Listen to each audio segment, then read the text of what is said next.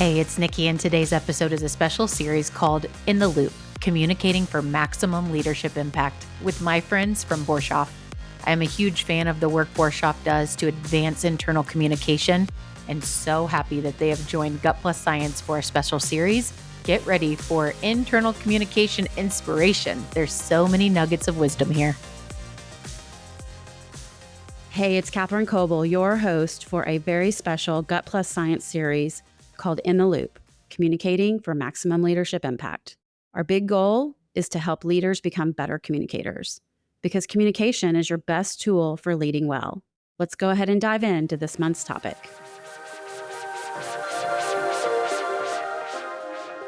Well, here we go. I am today with Dr. Sue Ellspermann, president of Ivy Tech Community College, which is one of the largest community colleges and the largest singly accredited college in the United States. And I'm just so excited to have Sue as a guest today because I have seen firsthand what a great communicator she is. And so I think there are a lot of lessons here that we can learn about regardless of what level of leadership you're in. So Sue, thank you so much for joining me today. Katherine, it is a pleasure to be with you. And I just have to say right off the bat, I may look like the great communicator, but I certainly have a great team, including Borshoff, that has helped us to ensure that I am communicating the messages most important to our employees, communities, and stakeholders. Well, you are very kind to share that. And we absolutely have loved working with you and your team over the years and just being a part of all the exciting things that you're doing at the college. So we'll get more into that for sure. But let's just start first with you. Tell us a little bit about your communication style. As a leader, how would you describe your communication style? I don't go by any textbook models, but I would say facilitative because I spent 20 years training, facilitating, consulting, and having to be in front of groups, explaining, working through, teaching, educating, et cetera. So I think that style stays with. Enthusiastic, I feel very passionate about the things we do and are privileged to do, so always showing that enthusiasm. Transparency is my third thing that's important, to just be honest. We're not perfect, but we're trying. We're going to get better every day. People need to know the truth so that they can make decisions to opt in, to choose to be part of and want to be part of something as big as Ivy Tech or not. And we're not the right place for everybody. We're a great institution with an incredible mission, and it's going to take all of us to get there. So, and then I'd say the final thing that defines me in my communications is strategic, how it fits in the big picture, how we fit. It's very important to me to understand why. So I think I try to do that with others as well. Yeah, that's a great way to look at it. You know, you have such a varied background. I have always loved just looking at your resume and thinking, wow, you've been in so many different places and done so many different things. You mentioned, the idea of consulting. You have an engineering background. Obviously, you are a leader of a very large institution now. And before that, you were in politics too. So how have all of those different experiences shaped who you are today? They have been wonderful experiences to prepare. Sometimes you don't know why you did all those things. My husband teases me that I can't hold down a job because I've had so many different careers, but they all really do fit together and help as a leader. The engineering has really helped me be a systems thinker. Being an elected office, you understand that your words really matter in what you say. You have to hear yourself over and over again sometimes, and it's going to be in a newspaper, or today it'll be in some other social media post, and you have to be aware of how you present the facts. So I've become much more sensitized to speaking factually while understanding that, again, political, you can be right and you can still be wrong politically, right? I went through RFRA in Indiana with Governor Pence, 2 billion tweets in 2 weeks. that were mostly against a bill that we had signed. Didn't matter whether the bill was actually okay. The perception was that it would discriminate against some Hoosiers. So we had to fix that. So I think that's the learning. And then maybe out of all of it is understanding as a leader, you do need to have a little bit of thick skin, a soft heart, but thick skin is what I say in it. You can't take yourself too seriously. You have to understand that some people will take your words in a different way than maybe you intended them. And you may have to do a redo. That's okay. This is somewhere where we are all humans, and hopefully we all get there together, but none of us are perfect on any given day. I do take careful care to get sleep, because when you're in front of people every day, it's important that we communicate clearly, thoughtfully, accurately. They deserve that. So I've always, as I've been in elevated positions, been much more careful about being well prepared. Yeah, that's a great lesson, I think, for any leader is, yes, you're the leader, but you have to take care of yourself, not only because it's just the right thing and we're all humans, but you will be a better leader if you take care of yourself, take care of your body, take care of your own spirit and your mind so that you can think clearly, you can speak clearly, and all of those kinds of things that go along with it. Because, like you said, words just matter so much. So, you now lead a very large, very complex organization. Tell us a little bit of background about Ivy Tech Community College for some of our more national listeners who may not be familiar with the organization, size, scope, that kind of thing. And then let's talk about the complexity of communicating in an environment like that. Well, Ivy Tech is a very special institution. We are Indiana's community college system. We are a system of 19 campuses, over 40 locations across Indiana, over 200,000 students that we serve. We have 90 plus thousand in our high schools, which are high school students taking dual credit, dual enrollment to earn a first credential in many cases before they leave high school. We serve traditional age undergraduate students, as you would think of those. And we have an ever-growing employer-sponsored group of students, Eli Lilly, or major employers who are coming into Indiana, and many employers who just want to upskill their workforce, right, who are coming to us. And then we serve the 2 million Hoosiers who don't have a post-secondary degree or credential of value. So we really do serve the most diverse population, and we are the answer for many who want to hit prosperity, to have a good career that allows their family to prosper and allows Indiana's economy to grow. And that singly accredited part means that all 19 of our campuses have the same programs. The nursing program in Fort Wayne is the same as the nursing program in Evansville or Indianapolis. That's important both to the student who may move during their time as life happens, as well as the employer who knows when they hire that Ivy Tech nurse, they're going to have a particular set of competencies coming in the door. So that is a strong competitive advantage we have in Indiana, and one that is attracting many national employers to Indiana because of our ability to uplift workforce. Yes, definitely. The workforce development efforts of the college are just so important to the state. And I know the state leaders have really been looking to the college to help really define how we can get that done for those employers. So it's a great place to be in as a partner for sure.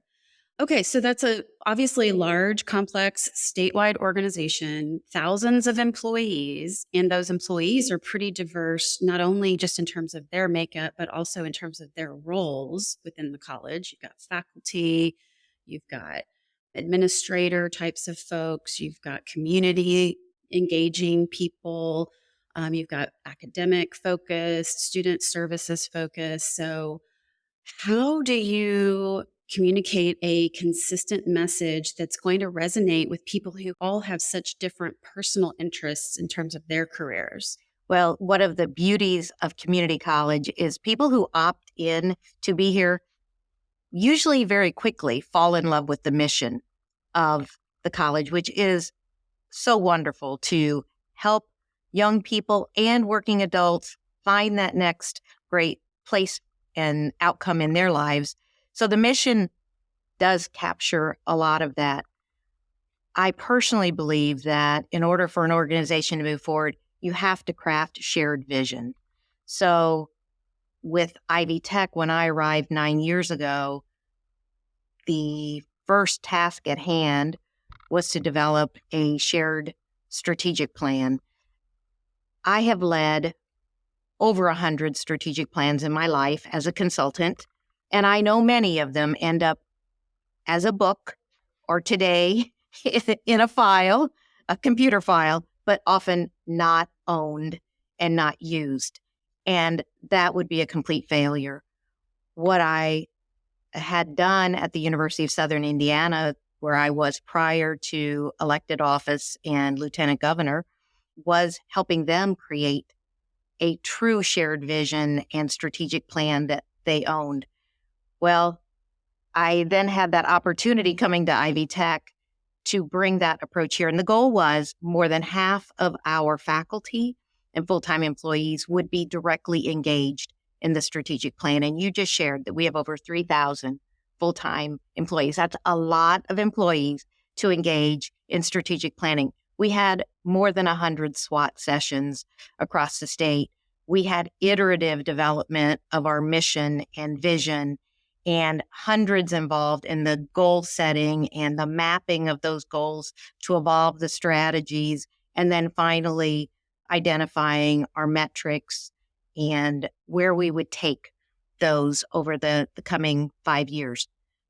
Took almost a year to develop the first strategic plan, but it set a template of how we work together. At the same time, I was bringing simplex creative problem solving into the organization, which provides the thinking skills to diverge, converge, reach consensus. And so we were also building teaming skills and thinking skills together to how we approach things. So as an institution, by the time we finished that strategic plan, it wasn't just me talking about it. Everyone knew the goals. They knew the big vision of 50,000 completions aligned with Indiana's economy. They knew the goals. They were a part of multiple strategies. And then we set in motion a strategic planning process that continued to engage, allowing all employees to opt into the teams, being a part of it. And then our famous town halls, where every month we would have a town hall broadcast across the entire state, usually 1,000 or more employees engaging with all kinds of college updates, but always a strategic plan update. Always, where are we on our metrics? Where are we in our goals? What have we done with the strategy? So it became a cadence of expecting and holding ourselves accountable. And of course, what I shared with them is no different than what I shared with the State Board of Trustees every state board meeting. So it was that constancy. At one point, I said to who's now a retired CEO of Eli Lilly, John Lechleiter, I said, John, I feel like I'm saying the same thing over and over. And he said, Sue, that's the most important thing you'll do.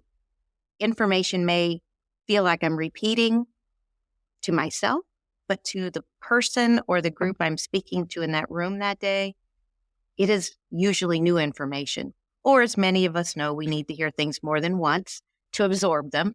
So just getting comfortable and used to that, that's okay. We're going to repeat ourselves, but everyone deserves to know where we are.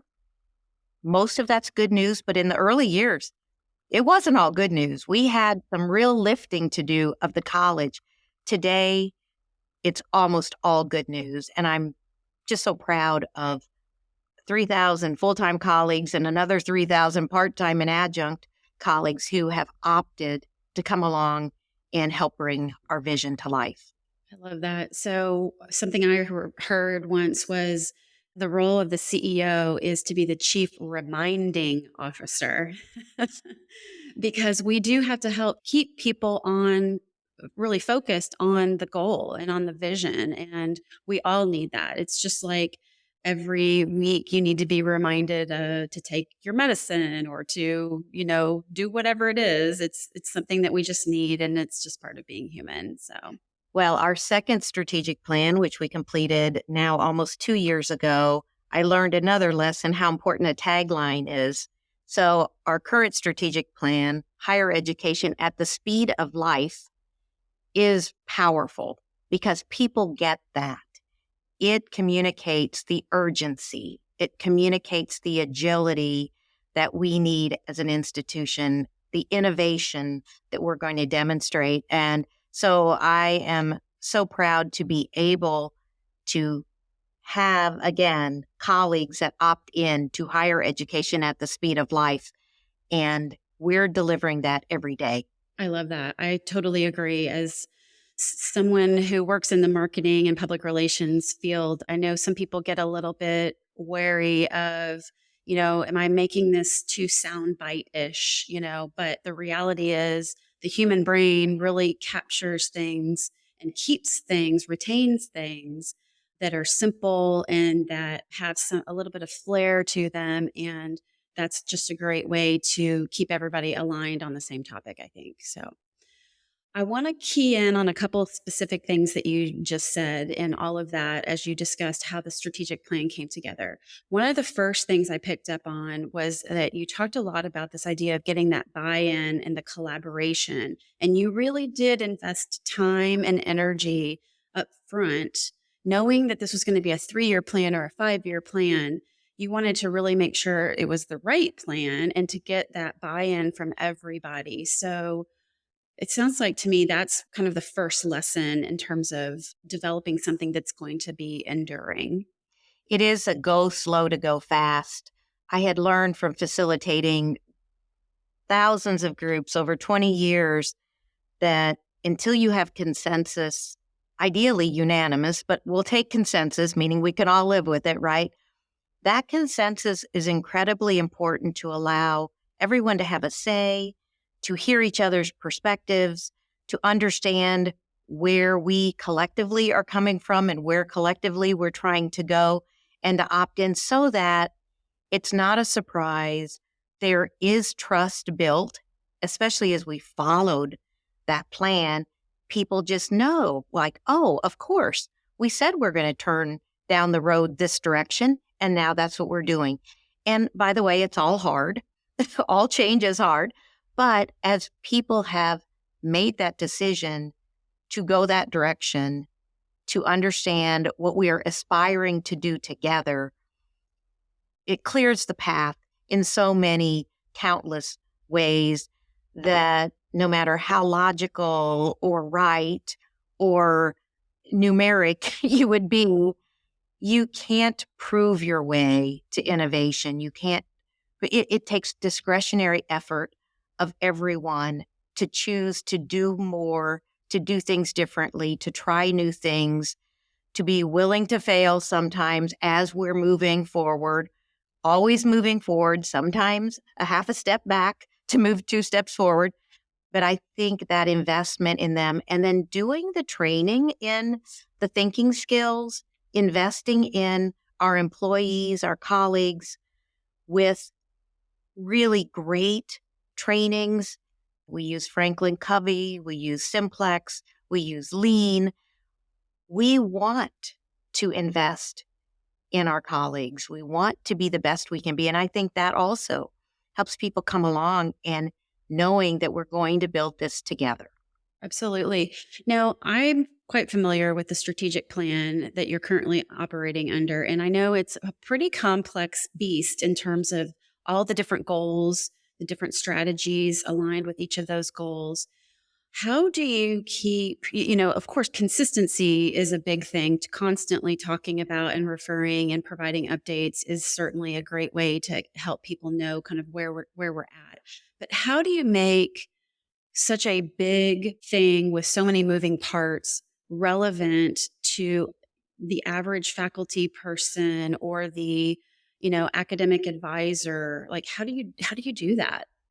One thing I learned with strategic planning is it takes a while to get it right. So I say our second strategic plan is much better than the first one because we now have one vision, 50,000 completions aligned with Indiana's economy, 4 goals that are teaching and learning, workforce and careers, student success, and operational excellence.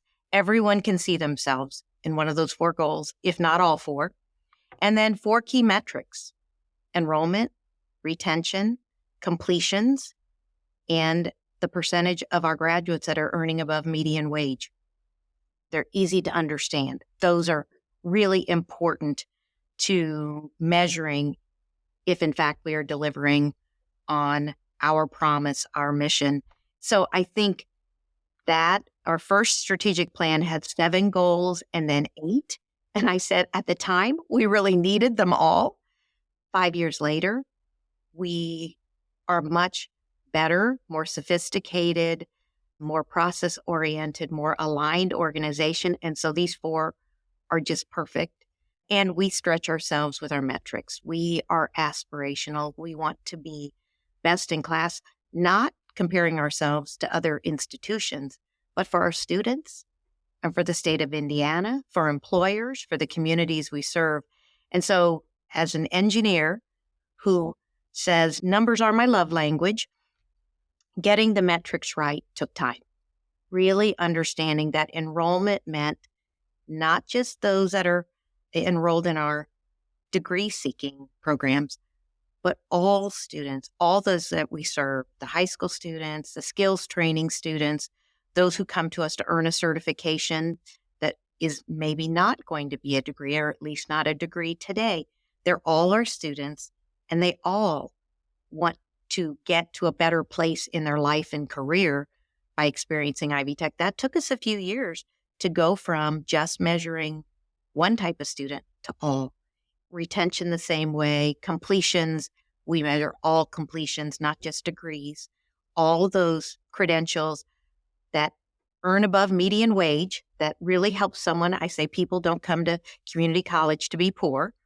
While money isn't everything, having financial security, being able to take care of your family is important to all Hoosiers, all Americans. So we shouldn't shy away from that. So we do measure and hold ourselves accountable to having programs that help our students earn above median wage to be able to care for their families. So I think getting to those metrics has really taken us some time, but now they've taken hold and people know. If you asked, what is our enrollment? What is our retention? How many completions? Where are we on wages? More than half could tell you the answer to most of all of those metrics. And I think that is because we're all in the game. We're all focused on doing the work.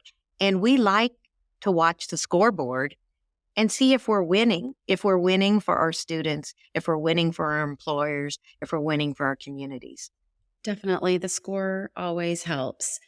So, it's interesting. I feel like you probably must be feeling some real validation right now with just the way the world is going and the way the workforce is changing and how it's just becoming so evident that there is certainly a place for 4-year degrees. Absolutely. But there's also just so much more interest now and so much more acceptance and value seen in doing those other things. I know here in my own environment at the agency, we know we have to keep our skills sharp.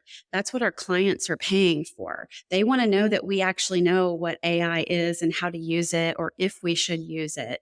They want to know that we know the latest technology. So we use services, we use continuing education credits or whatever it might be to help keep our staff really sharp.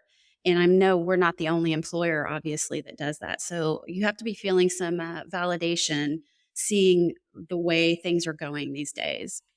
It has been a great journey, and we've done it with our state house, with employers, with other thought leaders to figure it out. In fact, Techonomy just completed a study in Indiana for us on this area of skills. And we will require 82,000 Hoosiers every year to be upskilled, just to stay, as you said, relevant and on the front edge of their careers to be able to contribute at their highest level. And as we see today, we see many of those students coming to us already having a bachelor's degree, but we're upskilling them. And it may be AI or cybersecurity or marketing, the latest, or Salesforce or Workday. Those are all part of, in our rapidly changing world, higher education at the speed of life, right? We're all going to be upskilling constantly, and a responsibility. I think community colleges really set the stage on stackable credentials. So this stacking, how important it is that somebody can come in and take a skills training workshop that then might lead to a certification, which then we might crosswalk into credit as they decide, oh, now I want to get an associate degree in marketing, and then I'm going to pursue my bachelor's in marketing. But we started them from skills training, and it all stacked in a way that as an adult, we don't have time to start over. So I'm very proud of, as an institution, we're always leaning in to do what's right and best for that student, for that employee, and for the employer, so that things are done in the best way for them. So let's get just a little bit tactical for just a moment. I'm curious, we're in such a digital age now, and we have so many different tools at our disposal for communicating.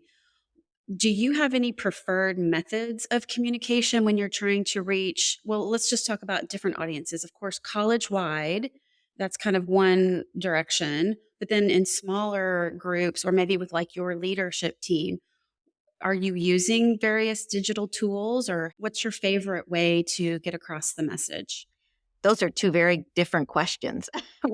As I just left, we have all of our marketing team in across the state today, as a matter of fact, marketing people on all 19 campuses, as well as our systems office marketing team, and complimented them on the way they have really brought us to social media, and understanding that today we know our students will likely learn about us through social media before any of the other methods. So while some of us still like billboards and we still like radio ads or TV ads, the reality is our students are likely to hear from us on social media. So that may not be my favorite in all. I'm also of the old school of social media, having come out of elected office, very careful. I was taught, if you're going to tweet, you always have a Twitter buddy. That's what they call it. Somebody to read your tweet before you just put it on there, because it might have sounded really good in your head, but when you see it out in the ether out there, may not have been exactly what you wanted to say. So I'm very careful. We have a communications team that does social media. I'm very proud of that work and completely support it. We have done some amazing, engaging ads and short videos and YouTube approaches that really help bring other people in. I'm probably of the baby boom generation, so I'm not quite there. I fully support others to do it, but I am more of a small group, one-on-one, or put me in front of 1,000 people. I don't care, but I see the value and know that the world is moving to social media. We're all going to need to have that be part of our skill set. And there are many ways to do that, real time and in organized ways, video and other. So getting better at that. But I still do like people. I also still like a good billboard when I see it. Amen to that. I love it. Well, as we wrap up today, I just want to say, first of all, thank you so much. This has been super helpful, and I think very enlightening for many leaders, no matter what level they're at or how early or late in their career they are. So thank you for that. I'm curious if you have any parting advice for leaders about communication style, maybe tools or just ways to think about inspiring and aligning teams, because that's really the heart of what I've seen you do, particularly with the strategic plan.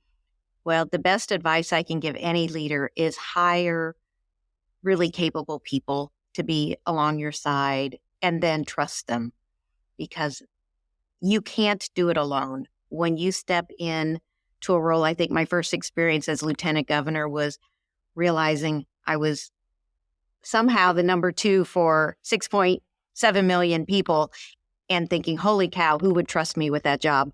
But as you walk into a CEO, a president role at a large institution like Ivy Tech, I don't do any of the direct work.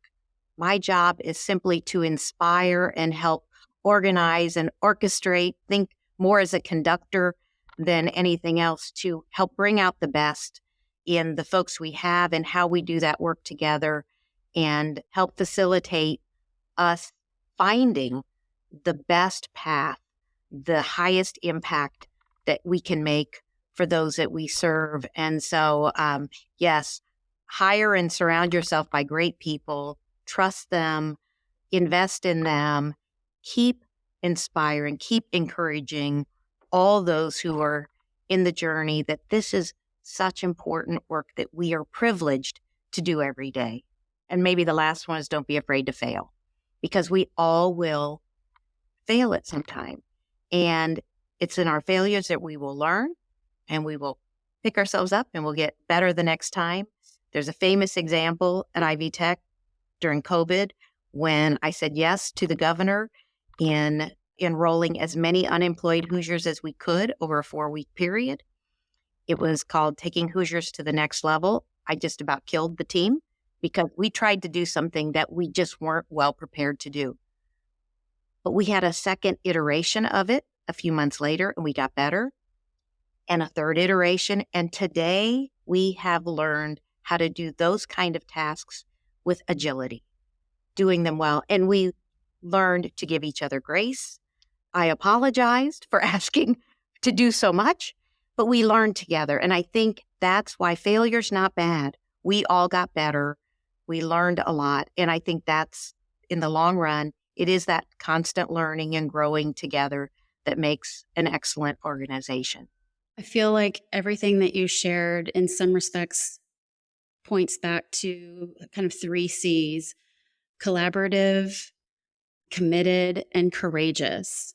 And really, it's about getting that buy-in and that alignment and continuing it down the road. It's a marathon, not a sprint. And being courageous, knowing that there probably will be some failures or some missteps along the way, and that's just part of life. Very well said, Katherine. I will remember those 3 C's. Wonderful. Well, thank you so much for spending some time with us today. Really appreciate your insights, and I just hope that other leaders can take something away that they can make their own, and appreciate watching you bring together such an amazing institution that's contributing so much to our state. And I look forward to your next chapter as well. So thank you. Thank you, Katherine.